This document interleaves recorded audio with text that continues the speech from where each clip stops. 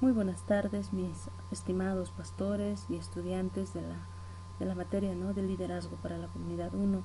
En esta semana estamos iniciando ya la unidad 2 acerca del modelo de Jesús. En este primer día vamos a ver acerca del discípulo y discipulado y dónde se encuentran los discípulos.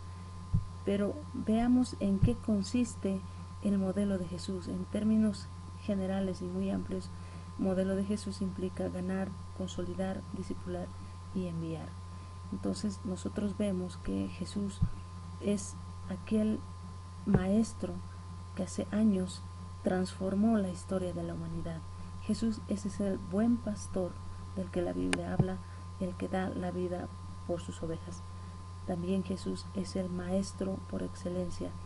Él vino con la misión de edificar a su iglesia y mediante este modelo es que la iglesia cambia por completo su destino. Pero ¿en qué consiste el modelo de Jesús? El modelo de Jesús habíamos dicho que consiste en ganar, consolidar, discipular y enviar. Entonces, ganar implica ir con la palabra, la predicación de la palabra de Dios, consolidar a la gente, no solamente predicarles y que se emocionen y sea un momento, sino que tienen que afirmar la fe de estas personas y discipularlas, es decir, formarles y dándoles también la autoridad, dándoles la potestad de sanar, de liberar y de cambiar el lugar donde ellos estaban. Este modelo consiste en que una pareja de personas realice un grupo de evangelismo, ¿no?, llamado muchos como célula, como tribus, en diferentes denominaciones. No se los puede catalogar a todos por igual.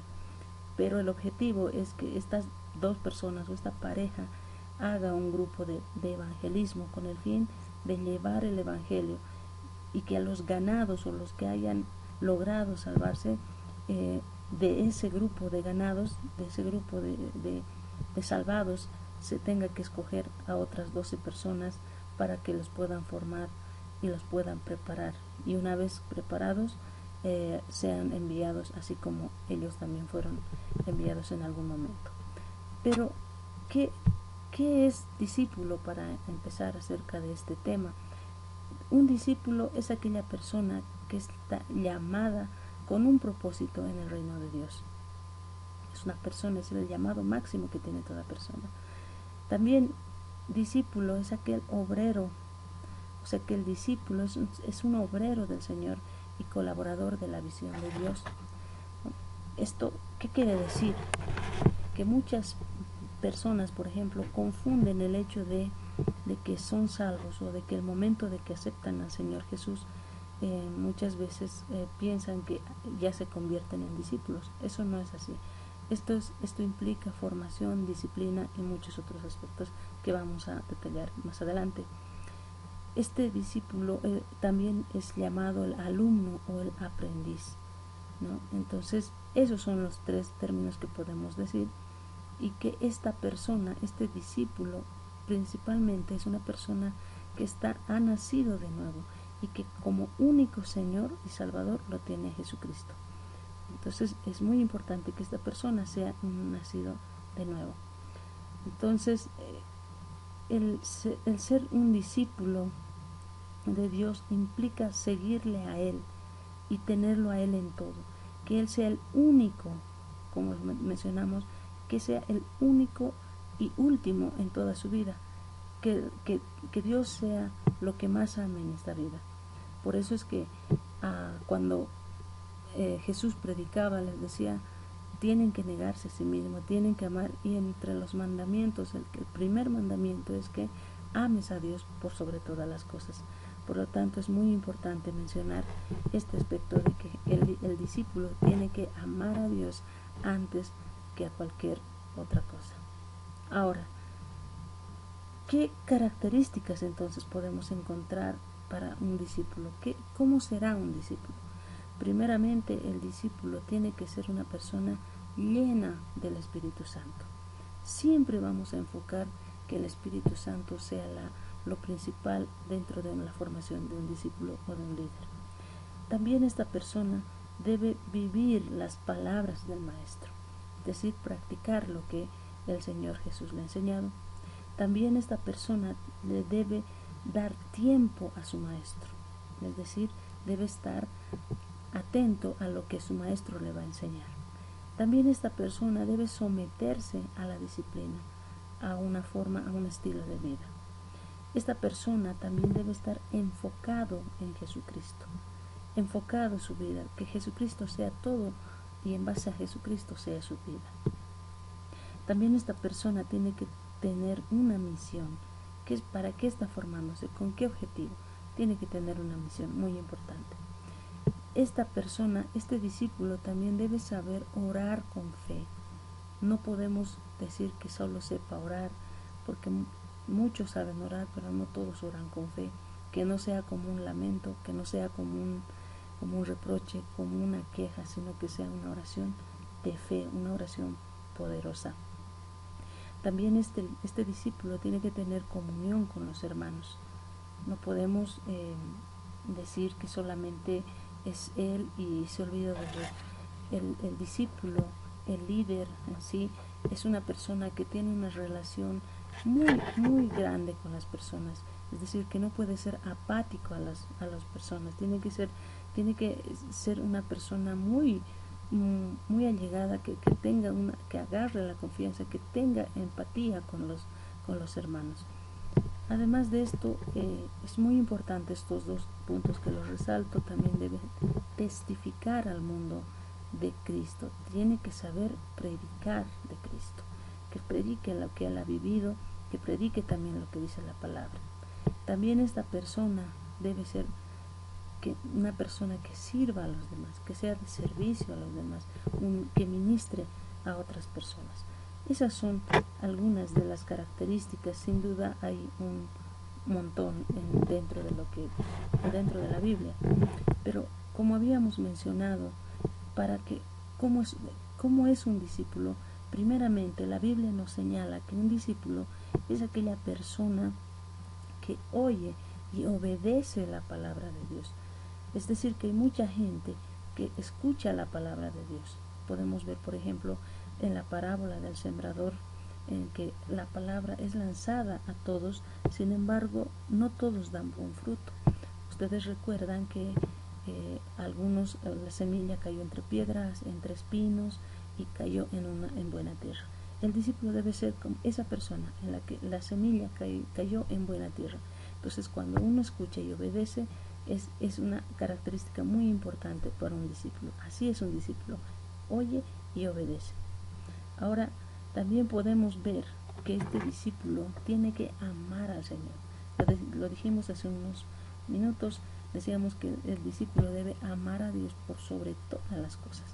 Pero no solamente eso, sino que esta persona, por ejemplo, vemos en el libro de Timoteo, en el capítulo 2, verso 2, segundo de Timoteo, que dice que las personas, Pablo les recomienda a Timoteo, a su discípulo, y le dice: busca gente que sea idónea y fiel.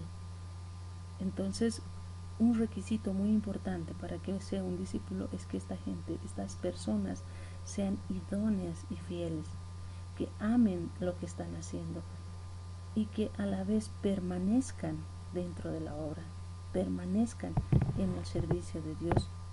Entonces, es muy importante que al momento de elegir a un discípulo, usted vea cuánto ama a Dios esa persona, que si es una persona idónea y es una persona fiel, que también vea si esta persona permanece en la iglesia, permanece en Dios. También es importante denotar que estas personas tengan los dones espirituales, que sean unas personas entregadas y sean personas consagradas a nuestro Señor Jesucristo. Ahora, ¿por qué la necesidad o por qué es necesario tener discípulos? Es muy importante cuando una persona nace de nuevo, cuando una persona sale del mundo en donde estaba y abre los ojos y ve la luz de Cristo. Es muy importante que nosotros tengamos que cuidar a esa persona. La Biblia nos presenta constantemente una analogía entre la vida física y la vida cristiana. Ambas comienzan con un nacimiento, hay un desarrollo y hasta la madurez, lo que por ejemplo compara con un bebé que nace. Este bebé necesita de alimentación, necesita de protección, necesita de seguimiento, necesita cuidado, amor, afecto, en sí necesita muchas cosas un bebé. Lo propio ocurre con el nuevo cristiano. Entonces la Biblia nos habla, por ejemplo, en el libro de 2 Pedro, en el capítulo 3, verso 18, dice: antes bien, creced en la gracia y el conocimiento de nuestro Señor y Salvador Jesucristo. Mire, aquí nos dice que nosotros tenemos que crecer. También ustedes recordarán que la Biblia dice que toda persona tiene que crecer, que no se tiene que quedar con un bebé espiritual. Por lo tanto, el nuevo cristiano necesita una persona que lo cuide, que lo alimente, que le alimente ¿cómo? Con la palabra de Dios, que le dé protección. Por ejemplo, necesita alimento espiritual. ¿Cómo le podemos dar alimento? Que son la oración, la palabra de Dios, para que pueda tener una relación personal con Dios. Necesita protección. El nuevo creyente muchas veces se va a sentir tal vez discriminado o despreciado, y cuando va a la iglesia, cuando se encuentra con sus hermanos, entonces ellos le darán ese refugio, ese amor, ese apoyo que tal vez en la familia o los amigos le han quitado. Necesita también seguimiento, necesita que alguien le adiestre, que le cuide, que le señale. ¿Cómo lo va a cuidar? Tal vez por una llamada, tal vez visitándolo, tal vez orando juntos, o un montón de otras formas en las que puede estar dándole seguimiento en su vida espiritual. También necesita experimentar nuevas cosas, experimentar lo extraordinario. Es decir, que el cristiano debe ser pastoreado por el Espíritu Santo, tener la seguridad de su salvación, de fortalecer su fe, es decir, que tenga respuestas a sus dudas. Para eso está el discípulo, para poder enseñar a los creyentes nuevos. Ahora, ¿dónde encontramos a los discípulos? Quizás dirá, seguramente estarán en las iglesias los que son de muchos años, los que son tal vez preparados en algún aspecto. No, la Biblia nos dice, y vemos que Jesús, el hombre más sabio del mundo, Dios, la sabiduría andando. Entonces él no se enfocó en personas preparadas, no se enfocó en personas del templo de Dios, tampoco se enfocó en personajes del palacio, sino que él fue a 12 personas comunes, a 12 personas que no eran nada, que no les conocían, que simplemente eran unos pescadores. Pedro dice que era una persona muy temperamental, muy alterado.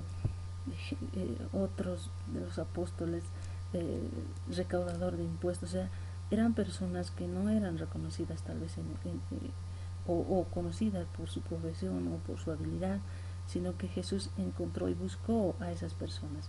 Entonces aquí podemos ver que Dios dice en las Escrituras que lo vil y lo menospreciado escogió Dios para avergonzar lo que es y para hacerlo sentar con los príncipes de ese pueblo. Otro ejemplo también podemos ver que Jesús no mira la apariencia ni mira los conocimientos, sino que mira la debilidad de los hombres. Por ejemplo, David, el rey David, dice que armó un ejército, un ejército poderoso, con los menesterosos, con los afligidos y con los deudores. Entonces, esa es la forma que Dios usa. Cualquier persona puede ser discípulo, cualquiera, porque aquí esto no es una habilidad especial o particular, sino que Jesús tiene compasión de todas las personas y se puede formar a las personas, se puede discipular a las personas, y la única característica, el único requisito que les pide es que sean idóneos y fieles para su servicio. Ahora, a quienes también se puede escoger son a todos los comprometidos, a personas que estén comprometidos, a cristianos comprometidos, a cristianos maduros, a personas que sean leales. Ahora, ¿para qué sirve discipular? Sirve el discipular para perfeccionar a los santos para la obra del ministerio, para la edificación del cuerpo de Cristo. Eso nos dice Efesios capítulo 4, verso 2. Para perfeccionar la edificación del cuerpo y edificación del cuerpo. Entonces, Él escogió 12 para cuidar a las multitudes a través de sus discípulos y los convirtió en pescadores de hombres. El discipulado es simplemente que una persona va a perfeccionar y hacer que esta persona no caiga o no retroceda.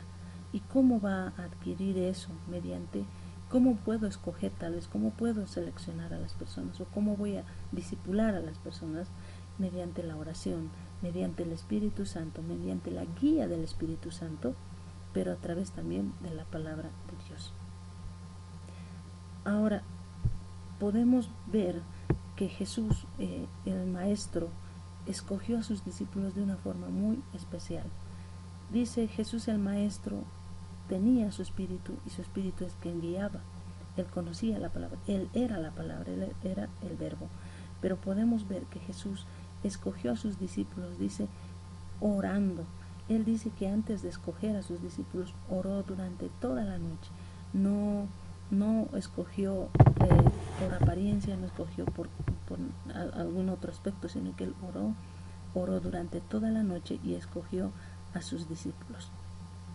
Entonces, esa es la forma de que nosotros podemos también escoger a los discípulos, mediante la oración, mediante la guía del Espíritu Santo y también por la palabra de Dios que nos indica cómo debemos nosotros como cristianos andar. Ahora, ¿cuál es el propósito del discipulado? El propósito del discipulado, como ya lo habíamos dicho, es ayudar a los nuevos creyentes, a los amigos, a la familia, a que se fortalezcan, a que se mantengan, a que estén agarrados y que no se pierdan o no se extravíen, como dice la palabra de Dios. Vamos a hacer recuerdo que el discipulador, es decir, el líder, no es el maestro. El maestro es Jesucristo a través del Espíritu Santo y de la palabra de Dios. Así que el discipulador y sus discípulos van paso a paso, ayudados por la guía de Dios, del Espíritu Santo, y también dependiendo de ellos. Este modelo nos enseña que nos sugiere que debemos reunirnos, que debemos acercarnos unos a otros y compartir lo que dice la palabra de Dios, hacer juntos esa lectura y comprender y entender mediante la presencia del Espíritu Santo para que puedan ser transformados y ser guiados a la imagen de Jesucristo. El discípulo, recordemos, el discípulo no es superior a su maestro, dijo Dios, mas todo lo que fuere perfeccionado será como su maestro. Por lo tanto, tenemos que nosotros como cristianos discipular a esas personas para que sean conforme a la voluntad de Dios, para que sean igual que el maestro. Ese es el objetivo. Ahora, hemos dicho que en el libro de Romanos, por ejemplo, podemos corroborar este aspecto que señalábamos, que es del perfeccionamiento de los santos. En Romanos capítulo 12 y en Efesios 4:12 dice que es perfeccionar a los santos para la obra del ministerio, para la edificación del cuerpo de Cristo. Que Dios los bendiga. Esto ha sido el tema número 6 de esta semana de la segunda unidad.